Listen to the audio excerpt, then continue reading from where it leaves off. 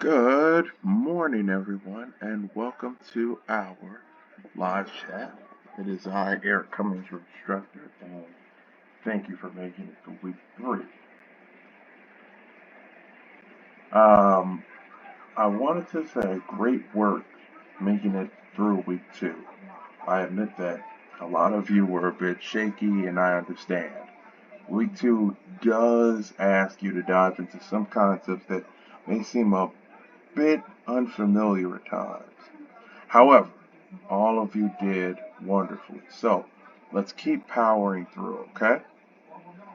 Before I get into the layout for the lecture, I want you to know that any assignment that you did not knock out for week 2 can still be submitted if you let me know ahead of time. The one I'm speaking of in particular is the week 2 discussion. Usually, if it's not submitted today, it's a 0. Okay? However, if you can let me know, I don't mind grading it. The same goes for your week 2 assignment, though that one can be submitted up to, I think, 14 days late. But I wouldn't risk that. I really would not. So, just giving you all a heads up, alright? I don't want to fail anybody. I don't. But if I don't have a choice, I don't have a choice. Alright. Last time we got together, we talked about creating a narrative essay. And today I want to go over some ways you can complete it. One way is a factual account. What that means is you simply telling what happened. That's it. For example, maybe I want to tell the story of taking my son and daughter to the Renaissance Fair for the first time. If I say exactly what I remember, for example, driving an hour to Bristol, Wisconsin in the morning, getting there right after it finished raining, and taking my kids out of their seats with my wife, uh, removing our buggy and walking along the dirt path through the parking lot up to the front gates. That's what actually happened. Okay? I'm going off of my memory. Okay? Exactly what I remember. Now some of you are like, oh wow, well what if I don't remember all the things that happened like that? You remember what you can and you don't deviate. That is the factual way of doing it. Okay, another example. Maybe I want to talk about a time I taught GED students for the first time and how it reminded me of a character in one of my favorite shows.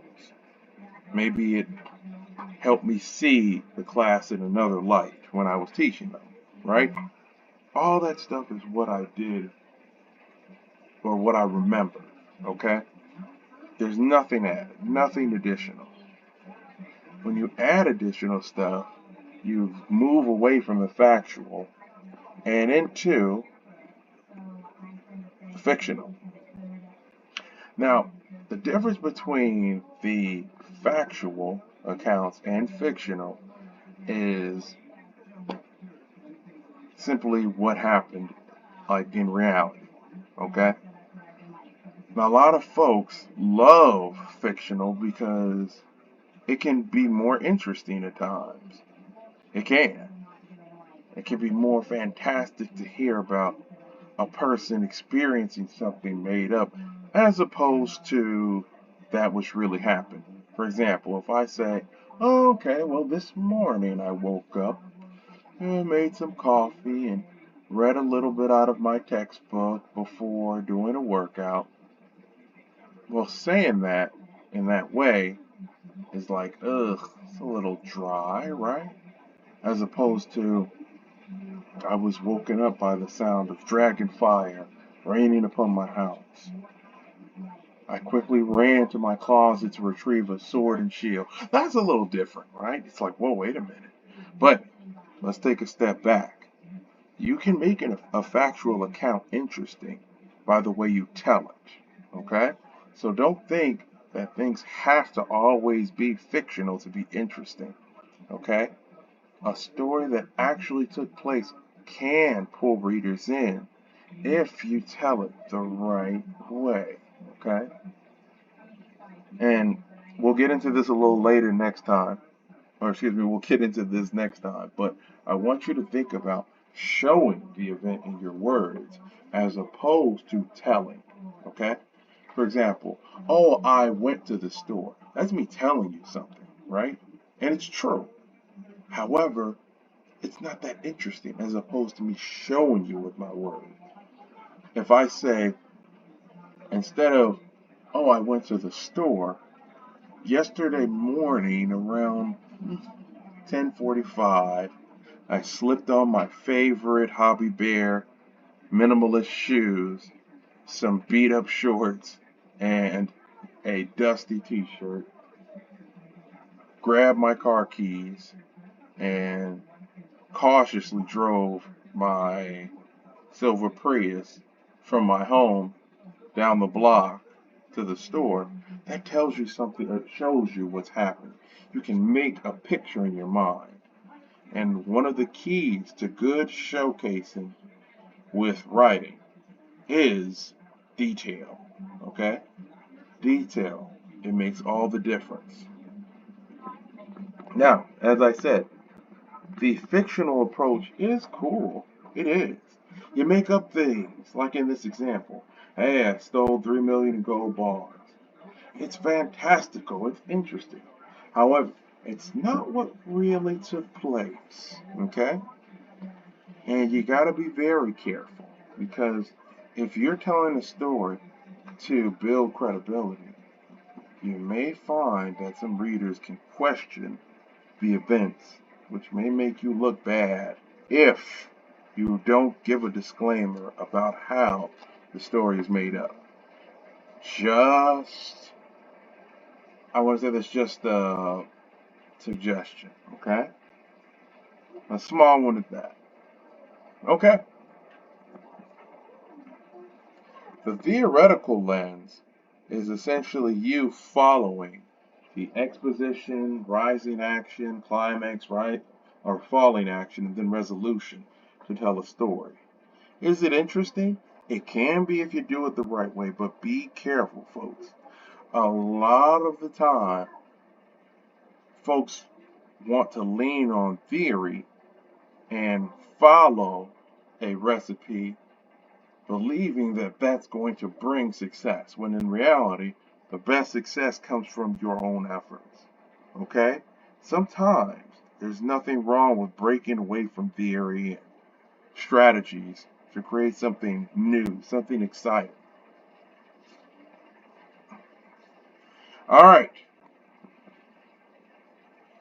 This is what I want to go into a little later. We'll talk about that. Hold on a minute. I want to talk a bit about week 2, just a tiny bit. So for week 2, you completed your discussion, you completed your pre-writing template. You will want to keep using those assignments as we move forward. For example, the pre-writing template is designed to give you a head start on your outline. So please do not throw that away. As in regards to your week 3 discussion, I I do recommend taking time to look at your week 2 discussion as far as how time management comes into play and seeing how it alters. All right, for our week 3 discussion, this part's going to be awesome. You are going to make a mystery item. That mystery item is going to be great. Why? Because you're going to describe it, show instead of tell it. All right? If you're like, oh, how do I show instead of tell? Think about doing both. Tell the item. So write out something brief. Like, okay, uh, the item is salty. Okay, show me how it's salty in your words. Write that sentence again, showcasing the saltiness. Maybe when it first touches your taste bud, a strong sensation goes off. See, that's a little different than if I just tell, but I recommend doing both. Okay? All right, folks. I'm going to let you go for now, and we will catch back up on this next week. All right, take care.